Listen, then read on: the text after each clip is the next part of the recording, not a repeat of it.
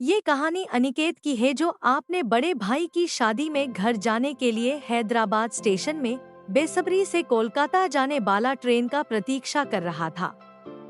तो चलिए देखते हैं कि अनिकेत कैसे एक लड़की की प्यार में पागल हो गया। ये कहानी की शुरुआत 2021 में हैदराबाद स्टेशन से हुआ था।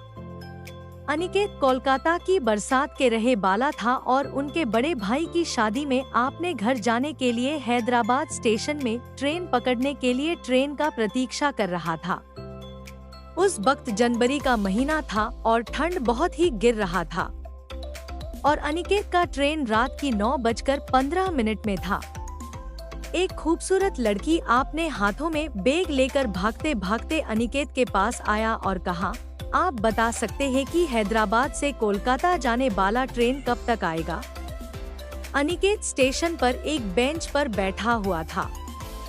अनिकेत ने कहा, अभी 9 बज रहा है और कोलकाता जाने वाला ट्रेन 9:15 में था, लेकिन बहुत ज्यादा धुंध गिरने के कारण ट्रेन अभी 1 घंटा लेट है। लड़की ने कहा, थैंक यू। तभी अनिकेत ने कहा, बसे आप कोलकाता में कहाँ जाएंगे? लड़की ने कहा, क्यों? अनिकेत ने कहा, क्योंकि मैं भी कोलकाता जाने वाला हूँ इसलिए पूछ रहा था। लड़की ने कहा, ओ अच्छा, दरअसल मैं कोलकाता की दम में रहता हूँ और आप? अनिकेत ने कहा, मैं बरसात में रहता हूँ।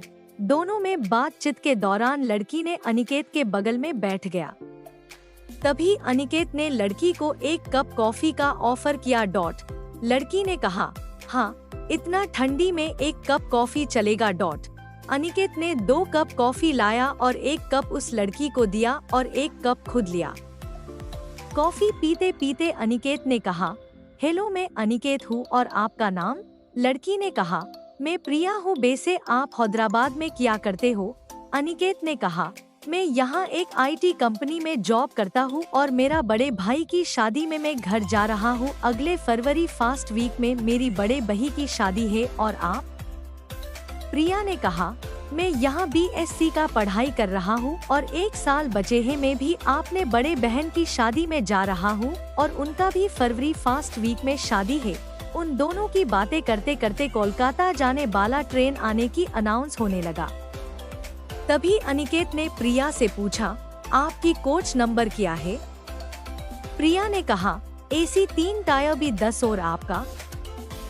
प्रिया ने कहा, AC 3 टायर B10 और आपका? अनिकेत ने कहा, AC 2 टायर B1। उसके बाद अनिकेत ने प्रिया से हैंडशेक किया और कहा, हैप्पी जर्नी, सियालदह स्टेशन में मिलते हैं। प्रिया ने कहा, ओके बाय। ये कहते हुए वह दोनों अपने आपने ट्रेन की कोच में बैठ गया। आपको बता दूं कि वह दोनों आपने फोन नंबर शेयर नहीं किया था। अगले दिन शाम की 5 बजे वह दोनों सियालदह स्टेशन में पहुंच गया। अनिकेत प्रिया से मिलने के लिए बेचैन था, इसलिए वह ट्रेन से जल्दी उतारकर AC 3 टायर B10 के दरवाजा के बाहर प्रिया की इंतजार करने लगा। कुछ देर में प्रिया ट्रेन से उतरा और कहा, आपका सफर कैसा रहा? अनिकेत ने कहा, बहुत ही अच्छा। अनिकेत की मन तो चाह रहा था कि प्रिया से उनका फोन नंबर मांगे, लेकिन नहीं मांग पाया। फिर प्रिया ने कहा, थैंक यू अनिकेत, हमें सफर में साथ देने के लिए। फिर मिलेंगे। ये कहते हुए प्रिया आपने रास्ते में चला गया और अनिकेत उसे बस देख ही रहा था और कुछ देर बाद अनिकेत भी आपने घर की तरफ चल दिया।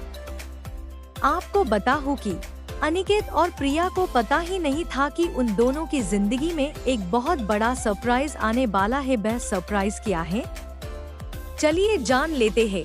वह दिन आ ही गया जब अनिकेत की आपने बड़े भाई का शादी होने वाला था। अनिकेत ने आपने बड़े भाई और बारात के साथ लड़की के घर में शादी के लिए चला गया। तभी प्रिया ने अनिकेत को उसके जीजाजी के साथ देखकर हैरान हो गया। प्रिया ने सोचने लगा, अनिकेत ने कहा था कि उनका बड़े भाई की शादी है, मतलब? प्रिया समझ गया था। आपको बता दूं कि इत्तेफाक से अनिकेत और प्रिया एक दूसरे का रिश्तेदार बनने वाला था, क्योंकि अनिकेत की जो भाभी बनने वाला था वह प्रिया के बड़े बहन था। अनिकेत ने पहले प्रिया को नहीं देखा था, लेकिन प्रिया खुद अनिकेत से मिलने के लिए आया और कहा, हेलो अनिकेत जी, मुझे पहचान रहे हो? अनिकेत प्रिया को देखकर चौंक गया और कहा, तुम यहाँ और कैसे?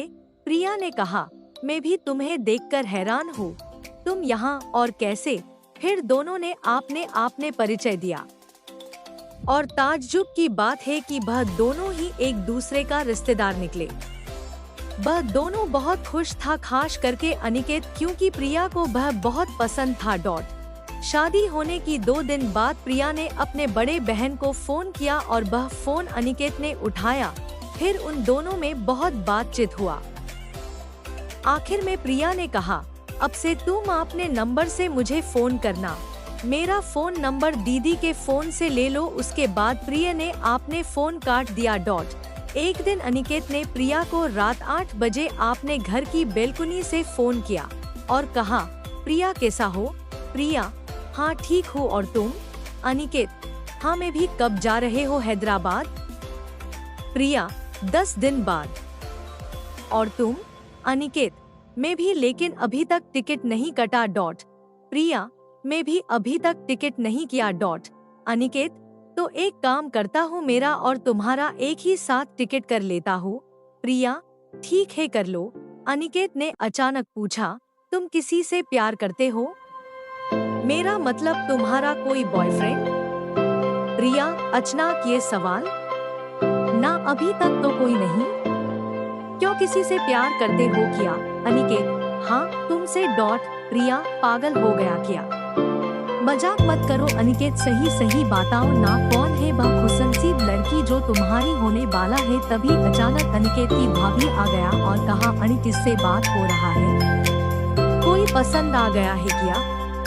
क्योंकि अब तो तुम्हारा बारी है शादी करने का। बताओ मैं तुम्हारे बड़े भाई से तुम्हारा शादी के लिए बात करूंगा।